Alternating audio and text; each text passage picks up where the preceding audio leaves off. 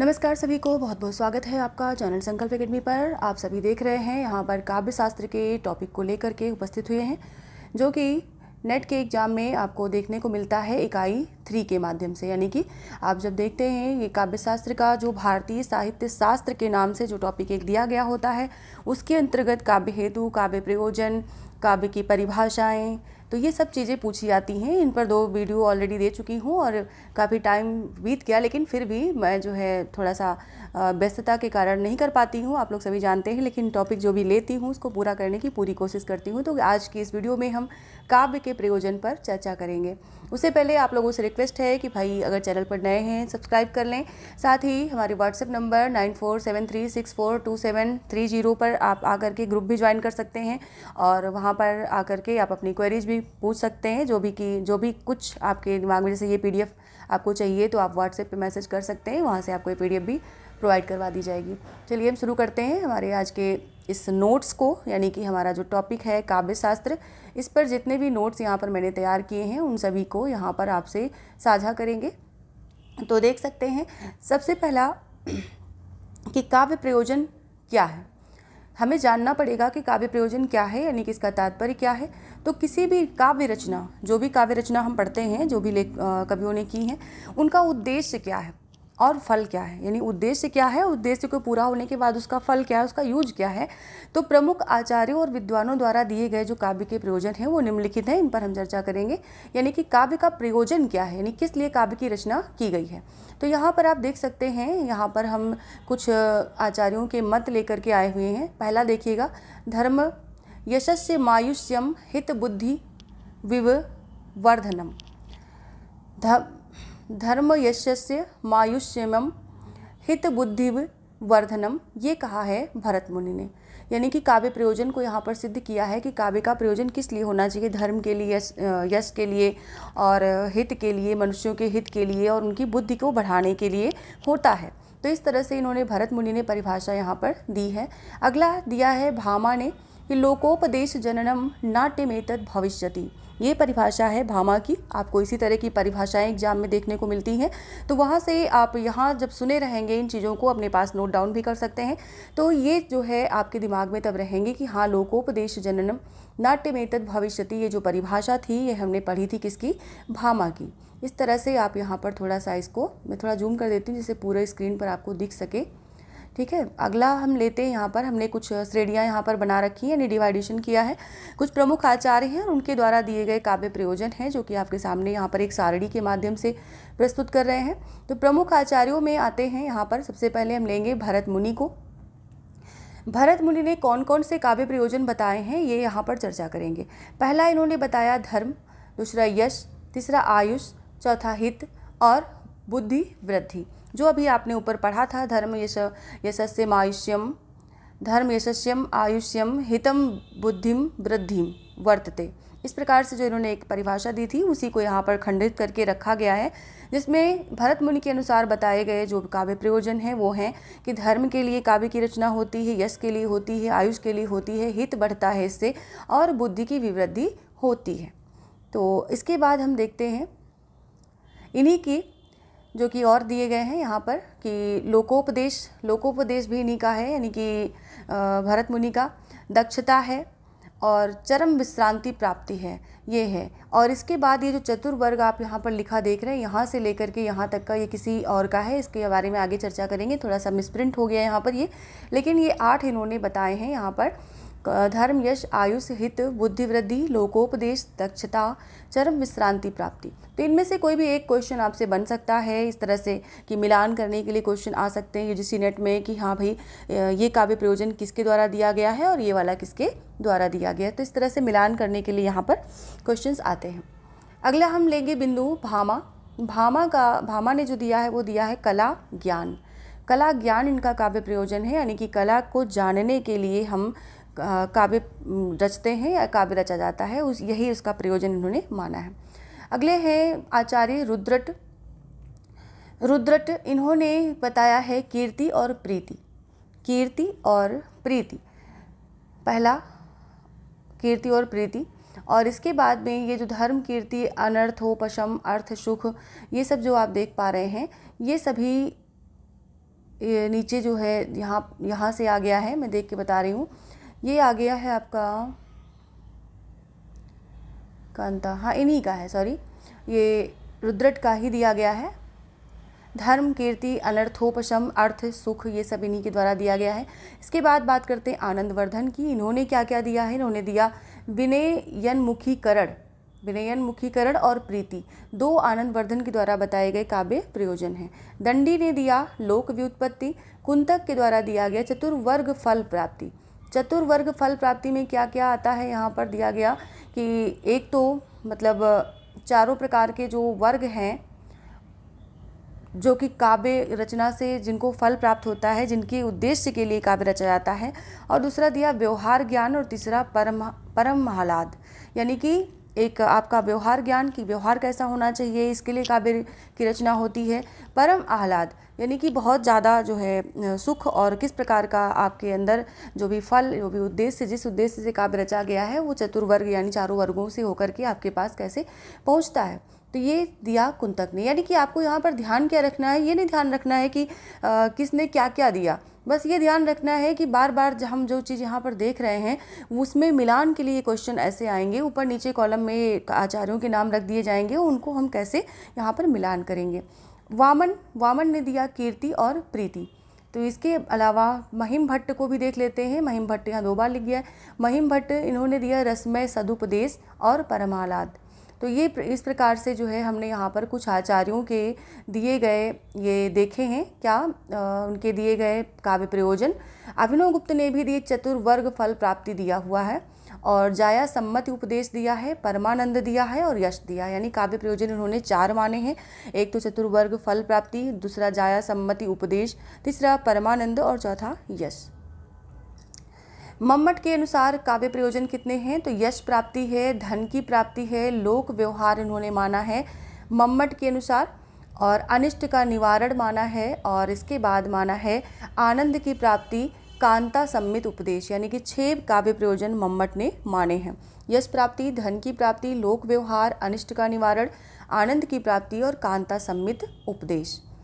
यहीं तक हमने आचार्यों को लिया। इसके ये संस्कृत के आचार्य थे। इसके बाद हम भारतीय काव्य शास्त्र में काव्य प्रयोजन के जो दिए गए हैं उनके ऊपर बात करेंगे। भारतीय काव्य शास्त्र में काव्य प्रयोजन में क्या क्या दिया गया है, तो पहले पॉइंट पर आप देख सकते हैं आचार्य भरत मुनि ने नाटक के संदर्भ में काव्य प्रयोजनों की चर्चा की है। आचार्य भरत मुनि ने नाटक के संदर्भ में प्रयोजन की चर्चा की है, और आचार्य मम्मट की दृष्टि से काव्य प्रयोजन जो है वो समन्वयवादी रहा है, यानी कि जो संस्कृत के आचार्य रहे हैं, जो हिंदी के आचार्य रहे हैं, और इनके दोनों के बीच में जो काव्य रचा गया उसमें समन्वय दिखाई पड़ता है, इसलिए ये काव्य प्रयोजन के संबंध में समन्वयवादी मानते हैं।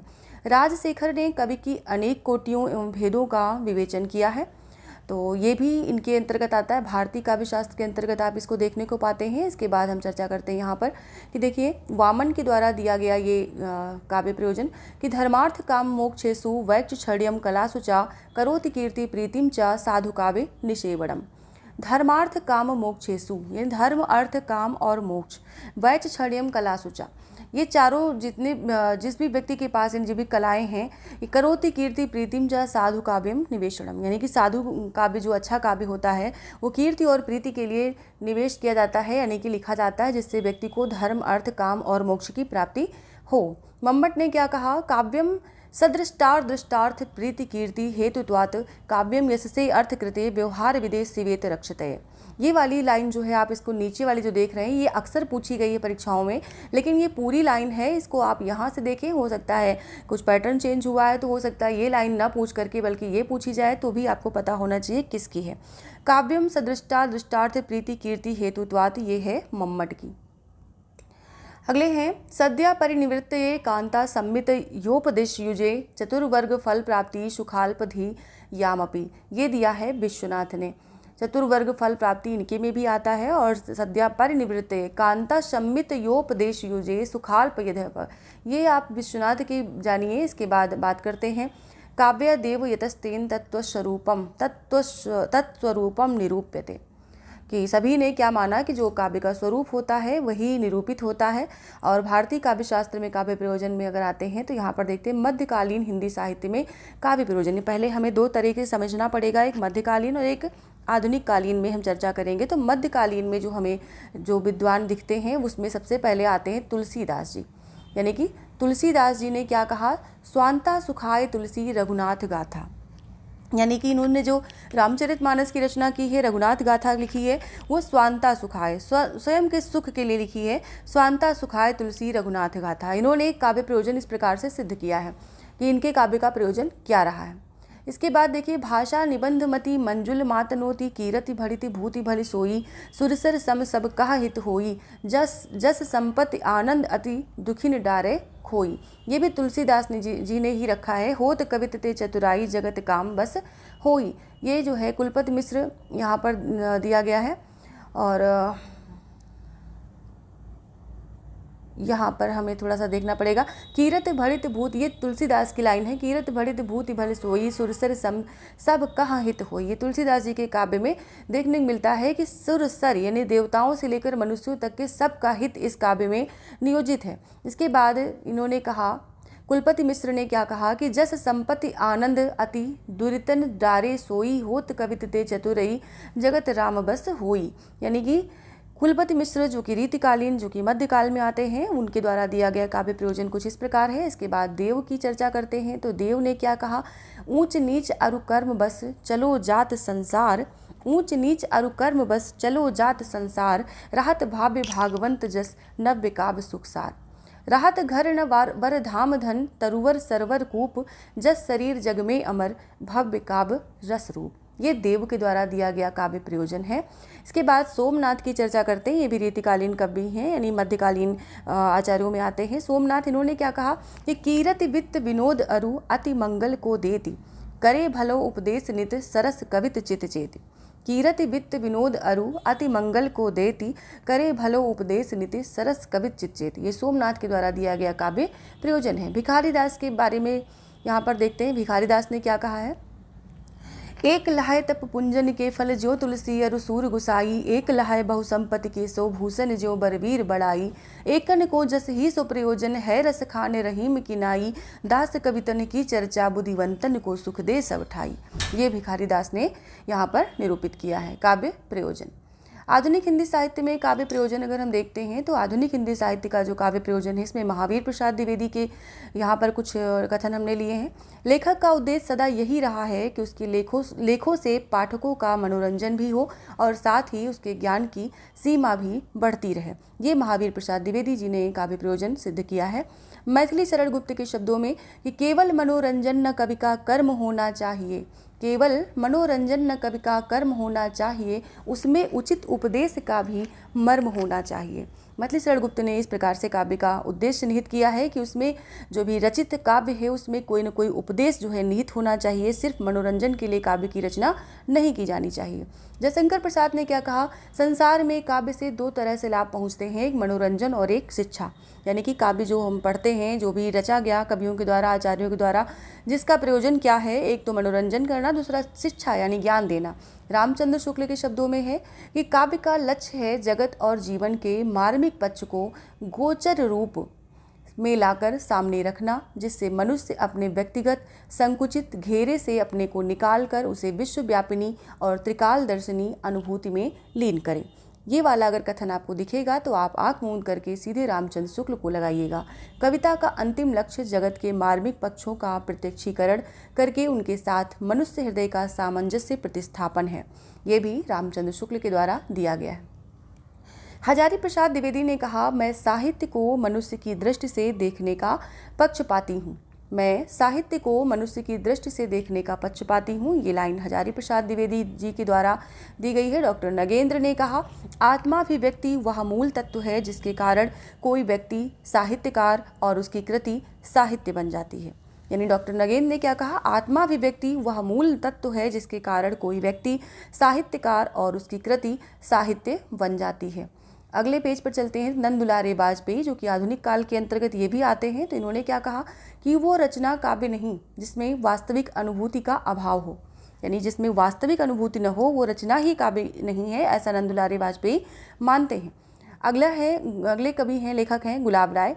इन्होंने कहा, भारतीय दृष्टि से आत्मा का अर्थ संकुचित व्यक्तित्व में नहीं, विस्तार में ही आत्मा की पूर्णता है। यानी कि भारतीय दृष्टि से अगर हम आत्मा का अर्थ देखेंगे, काव्य का अर्थ देखेंगे, तो संकुचित व्यक्तित्व में बिल्कुल नहीं दिखता, बल्कि विस्तार में ही आत्मा की पूर्णता है, और इसीलिए काव्य की पूर्णता भी विस्तार में है।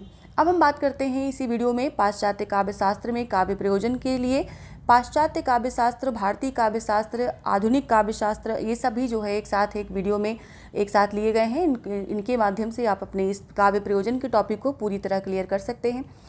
यहाँ पर देखते हैं सबसे पहले क्या आया है कि प्लेटो से लेकर आर्य रिचर्ड तक अनेक पाश्चात्य मनुष्यों ने काव्य प्रयोजन पर अपने विचार प्रकट किए हैं।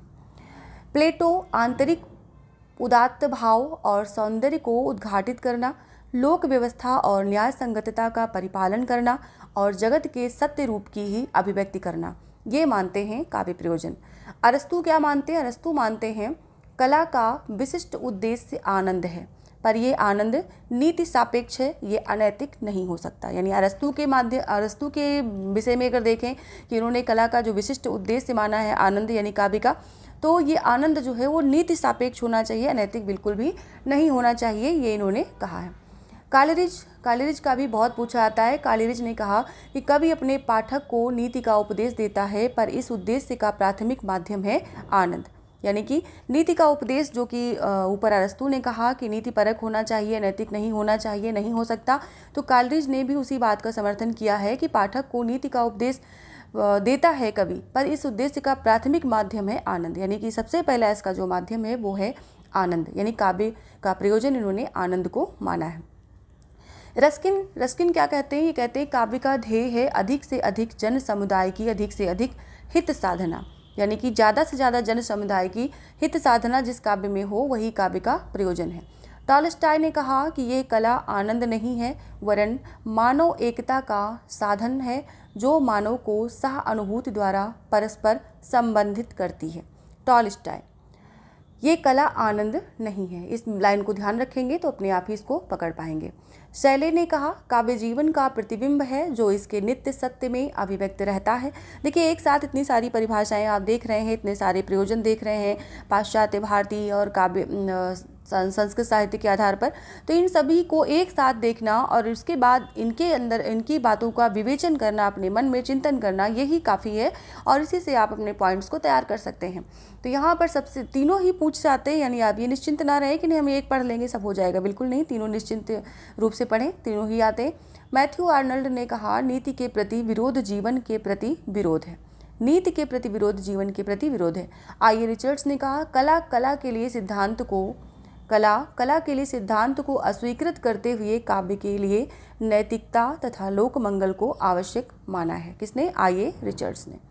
लोनजाइनस का कथन है कि काव्य का एकमात्र लक्ष्य है पाठक को मात्र आनंद प्रदान करना, उसे बस उल्लसित कर देना। इन्होंने बस एकमात्र लक्ष्य माना है लोनजाइनस ने कि पाठक को जो कवि के द्वारा लिखा गया काव्य है वो केवल और केवल आनंद प्रदान करता है।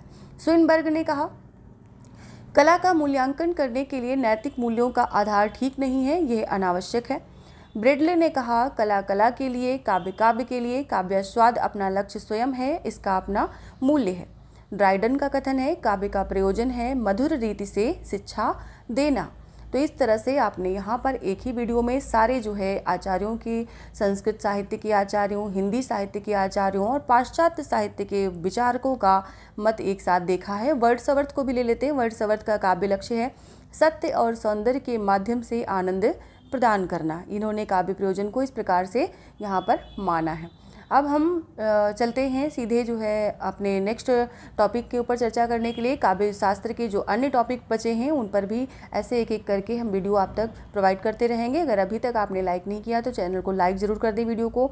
साथ में इसकी प्लेलिस्ट जो है आपको डिस्क्रिप्शन में मिल जाएगी, वहाँ से आप इसकी प्लेलिस्ट देख सकते हैं। एक साथ ही सारी वीडियो मिल जाएंगी। अगर TGT PGT की तैयारी कर रहे हैं तो उसमें भी पूरी एक 2023 के नाम से, हिंदी साहित्य 2023 के नाम से आपको पूरी एक प्लेलिस्ट मिलेगी, जिसमें 75 70 से प्लस क्लासेज दी जा चुकी हैं, उन्हें भी देख सकते हैं। उसको फिर से कंटिन्यू करेंगे, लेकिन अभी नेट को हम अपना टारगेट बनाते हैं, यानी कि अपने कैंडिडेट्स के लिए उनकी डिमांड पर हम नेट के टॉपिक को क्लियर कर रहे हैं, कवर कर रहे हैं। तो अभी काव्य शास्त्र हमारा चल रहा है और नेक्स्ट वीडियो में हम फिर से काव्य शास्त्र को लेकर के उपस्थित होंगे। सभी का धन्यवाद बहुत बहुत, और अच्छे से पढ़ें, बहुत अच्छे से सुझाव दें, और जो भी आपकी कमियां हैं उन्हें देखते हुए अपने प्रैक्टिस सेट के माध्यम से फिर से उन पर विस्तृत चर्चा करें और अपनी तैयारी को सुदृढ़ बनाएं। सभी को शुभकामनाएं।